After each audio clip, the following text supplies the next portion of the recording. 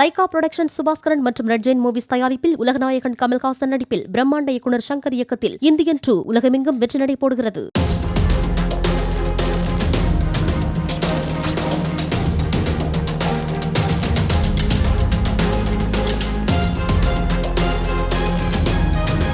திருச்சி சுப்பிரமணியபுரத்தைச் சேர்ந்த முனியப்பன் என்பவரிடம் 10,000 ரூபாய் லஞ்சம் வாங்கிய சர்வேயர் முருகேசன் கையும் களவுமாக பிடிபட்டார். கொட்டப்பட்டு கிராமத்தில் தனக்கு சொந்தமான 1200 சதுரடி மனையை உட்பிரிவு செய்து பட்டா பெயர் மாற்றம் செய்ய திருச்சி கிழக்கு வட்டாட்சியர் அலுவலகத்தில் முனியப்பன் விண்ணப்பித்துள்ளார்.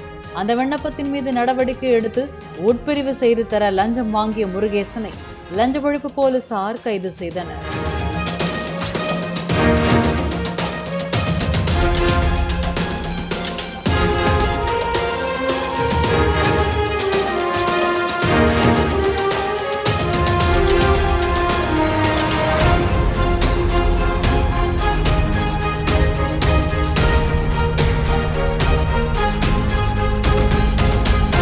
லைகா புரொடக்ஷன் சுபாஸ்கரன் மற்றும் ரெட் ஜெயின் மூவிஸ் தயாரிப்பில் உலகநாயகன் கமல்ஹாசன் நடிப்பில் பிரம்மாண்ட இயக்குனர் சங்கர் இயக்கத்தில் இந்தியன் 2 உலகமெங்கும் வெற்றி நடை போடுகிறது.